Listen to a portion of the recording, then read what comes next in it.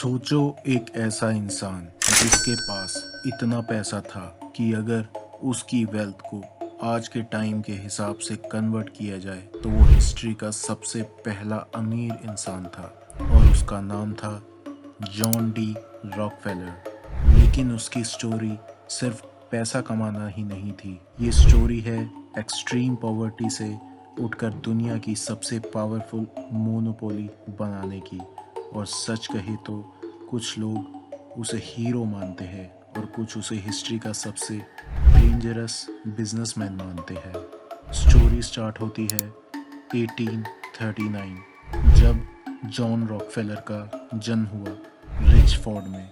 उसका बचपन बिल्कुल इजी नहीं था। उसके फादर एक ट्रैवलिंग सेल्समैन थे जिनके बारे में लोग कहते थे कि वो थोड़ा क्वेश्चनेबल डील करते हैं। कभी मेडिकल बेचते हैं, कभी स्ट्रेंज बिजनेस स्कीम। इसीलिए घर की फाइनेंशियल कंडीशन काफ़ी ठीक नहीं थी। रॉकफेलर की मदर एक डीपली रिलीजियस वूमेन थी। उन्होंने बचपन से ही जॉन को दो चीज़ें सिखाई, हार्ड वर्क और पैसे वेस्ट ना करना। यही डिसिप्लिन उसकी लाइफ का बिगेस्ट वेपन बना। 16 साल की एज में रॉकफेलर ने अपनी पहली जॉब स्टार्ट की। बुक कीपिंग का काम करते करते पर मंथ $16 वो कमाते थे। लेकिन यहाँ एक इंटरेस्टिंग हैबिट थी। वो हर सिंगल पैनी का रिकॉर्ड रखते थे। कितना पैसा आया, कितना पैसा गया, सब कुछ। उनको नंबर से ऑब्सेशन हो गया। और फिर आया वो मोमेंट जिसने हिस्ट्री चेंज कर दी।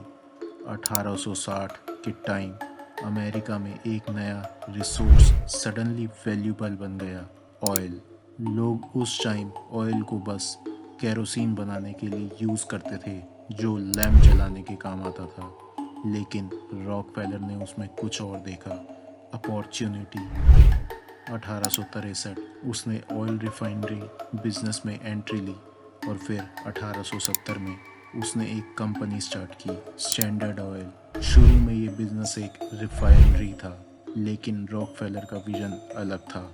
वो सिर्फ ऑयल बेचना नहीं चाहते थे, वो पूरी ऑयल इंडस्ट्री कंट्रोल करना चाहते थे। उन्होंने एक स्ट्रेटजी यूज़ की जो उस टाइम किसी ने इमेजिन भी नहीं की थी। रेल रोड कंपनीज के साथ सीक्रेट डील। उससे ऑयल ट्रांसपोर्ट करने के लिए स्पेशल डिस्काउंट मिलता था, जबकि उसके कॉम्पिटिटर को ज़्यादा पैसा देना पड़ता था। रिजल्ट ये निकला, कॉम्पिटिटर सरवाइव ही नहीं कर पाए। रॉकफेलर उनकी कंपनीज खरीद लेते थे या उन्हें बैंकरप्ट होने देते थे और धीरे धीरे स्टैंडर्ड ऑयल ने अमेरिका की 90% ऑयल रिफाइनरी कंट्रोल कर ली। सोचो, एक ही कंपनी पूरी इंडस्ट्री कंट्रोल कर रही थी। इसी वजह से रॉकफेलर को हिस्ट्री का फर्स्ट बिलियनियर भी माना जाता है। लेकिन यहाँ स्टोरी का डार्क साइड अभी शुरू होता है।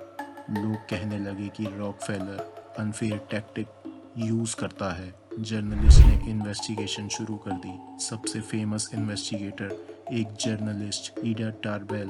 उन्होंने स्टैंडर्ड ऑयल की सीक्रेट डील और अग्रेसिव बिजनेस टैक्टिक एक्सपोज कर दी। पब्लिक आउटरीच इतना बढ़ गया था कि अमेरिकन गवर्नमेंट को इंटरवीन करना पड़ा। और फिर 1911 में एक हिस्टोरिक डिसीजन आया। यूनाइटेड स्टेट सुप्रीम कोर्ट ने ऑर्डर दिया कि स्टैंडर्ड ऑयल एक इलीगल मोनोपोली है और कंपनी को 34 अलग अलग कंपनियों में तोड़ दिया गया। आयरनी देखो, रॉकफेलर के शेयर्स उन सब कंपनियों में थे और जब वो कंपनियां इंडिपेंडेंट हुई उनकी वैल्यू और बढ़ गई। रॉकफेलर और ज़्यादा अमीर हो गए। लेकिन उनकी लाइफ का एक और साइड भी था जो लोग अक्सर इग्नोर कर देते हैं, फिलॉन्थफी। अपनी लाइफ के लास्ट डिकेड में रॉकफेलर ने बिलियंस डोनेट किए। उन्होंने यूनिवर्सिटीज़ बनवाई, मेडिकल रिसर्च फंड की एजुकेशन को सपोर्ट किया। रॉकफेलर फाउंडेशन और आज भी दुनिया भर में साइंस, मेडिसिन और एजुकेशन प्रोजेक्ट को सपोर्ट किया जाता है। रॉकफेलर का एक फेमस कोट था, don't be afraid to give up the good to go for the great. 1937 में 97 साल की एज में रॉकफेलर की डेथ हो गई, लेकिन उसकी लेगेसी आज भी जिंदा है। अगर आज की वैल्यू में उसकी वेल्थ कैलकुलेट की जाए तो कुछ इकोनॉमिस्ट के अकॉर्डिंग उनकी नेटवर्थ $400 बिलियन से भी ज़्यादा के बराबर हो सकती है। आज के बिलियनियर्स से भी काफ़ी ज़्यादा। तो सवाल ये है, क्या रॉकफेलर एक विजनरी जीनियस थे या एक रूथलेस मोनोपोलिस्ट जिसने पूरी इंडस्ट्री को कंट्रोल कर लिया? सच शायद दोनों के बीच कहानी है।